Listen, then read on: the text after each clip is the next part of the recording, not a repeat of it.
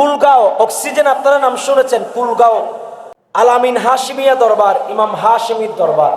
ওখানে একজন বড় মুহাদ্দিস, আমি যে মাদ্রাসায় শিক্ষকতা করি ওটার প্রিন্সিপাল ছিলেন। এগুলো প্রায় অনেক বছর আগে।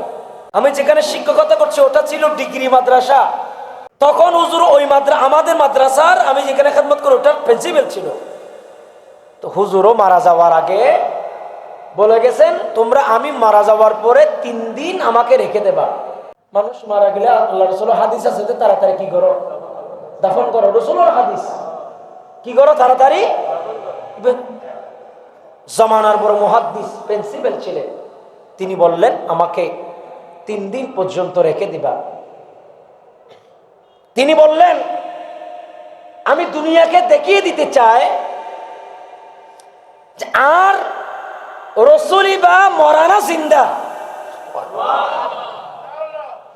আমি মারা যাওয়ার পরে 3 দিন রেখে দিবা, উইথাউট ফ্রিজের গাড়ি, উইথাউট কোনো এয়ার কন্ডিশন, কোনো এসি রুমে রাখা যাবে না। আমাকে সাধারণ একটা খাটিয়া, গাছের একটা খাটিয়ার মধ্যে আমি যেখানে মদফুন হব সেখানে আমাকে রেখে দেওয়া হবে। তোমাদের এটাও করতে হবে না রাতি এখনো লাশ, আর দেশতে এতে মুরব্বী লোক হইতো যে লাশ সই করা করিব, রাজি ঠিক আছে না? তো লাশ কি করা করিব, সই করা করিব। মাঝে মধ্যে এতে নাকি লই যেতে কই লাশ চুরি হয়ে যায়, বা অনেক সময় এটা একটা মুরব্বীদের থেকে আমরা শুনেছি, অনেক সময় লাশের পাশে যদি মানুষ না থাকে অপ্রীতিকর ঘটনা ঘটে, মা উদাও হয়ে যায়। এজন্য মুরব্বীরা বলেছেন লাশকে কি করতে হবে, সৌদি রাখতে হবে। কিন্তু আমিনুল ইসলাম হাশিমি যার নাম, তিনি বললেন আর সহিও করা ফিরত না, আমাকে 3 দিন তোমরা কবর দিবা না, এবং আমাকে তোমাদেরকে সই দিতে হবে না, আমাকে কোনো ফ্রিজের গাড়িতে রাখতে হবে না।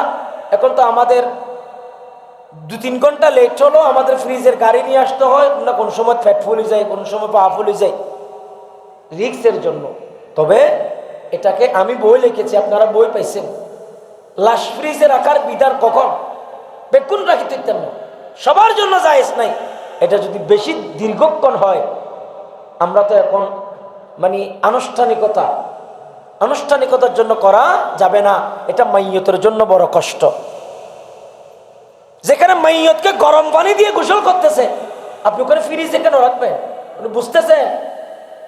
এই লইলে তো আল্লাহ রাসূল কত তো ঠান্ডা পানি দিয়ে গোসল করাই তো, কিন্তু মানুষ না বুঝুন তো। আজকাল মানুষ মনে করো যে এসি গাড়ি রাখিতে আর বড়, আর মানে আর বহুত বড়, আর বেশি বড় হইব। আপনার বাবা তো কষ্ট পাচ্ছে এসি গাড়িতে, তার শরীরটা অনেক নরম, এই জন্য যত পারেন তাড়াতাড়ি কবর দিতে বলেছেন। কিন্তু আমার আমিনুল ইসলাম হাশিমি উনি বলছেন তোমার আমাকে 3 দিন রেখে দেবা, ফ্রিজের গাড়িতেও রাখবা না, আমাকে সই করতে হবে না।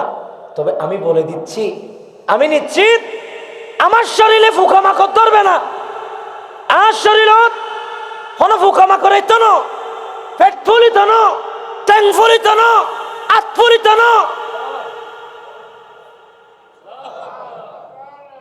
বলে আমি আজীবন আমার রাসূলের হাদিসের দরস দিয়েছি, এই হাদিস আমি নবীর জন্য জীবন দিয়েছি। আমি জানি তোমরা যদি আমাকে 1 মাসও রেখে দাও আমার শরীরে পচন ধরবে না, এটা আল্লাহর সাথে আমার ওয়াদাবদ্ধ। আমার মুস্তাফার মাধ্যমে আমি জানতে পেরেছি, আল্লাহর ওলিরা অনেক কিছু জানে। তিনি বলেছেন যে তোমরা আমিনুল ইসলাম হাশিমিকে যেখানে মারা যাওয়ার 3 দিন পরে শরীরে পছন্দ না, আর তোমার হোটেলে কিন্তু নবী মরি মাটির সাথে মিশে গেছে। কথা বলেন, কথা বলেন। নবীকে মরা বলে এরকম অনেক আছে না? নেই? আমার যুবক ভাইয়েরা, এই আল্লাহর ওলি আমিনুল ইসলাম হাশিমিকে 3 দিন রাখা হলো। 3 দিন রাখার পরে দেখা যায় তার শরীরের মধ্যে কোনো পচন ধরে নাই, তার চেহারার মধ্যে নূর চলে এসেছে। সাইয়েদুনা সিদ্দিক আকবরের কথা আমি আপনাদেরকে বলবো। সৈয়দনা সিদ্দিক আকবর বলছেন, আমার নবী মরা নয়, আমার নবী জিন্দা। আমি দুনিয়া থেকে যাওয়ার পরে আমার লাশটাও নবীর সামনে রেখে দেবা। আমার নবী যদি মাজার থেকে বলে, ও দুনিয়ার নবীর সাহাবায়ে কেরাম, নবীর সাথে সৈয়দনা সিদ্দিক আকবরকে মাজার করো। নবীর খবর হচ্ছেন আওয়াজ আপনি, নবীর খবর হচ্ছেন কি?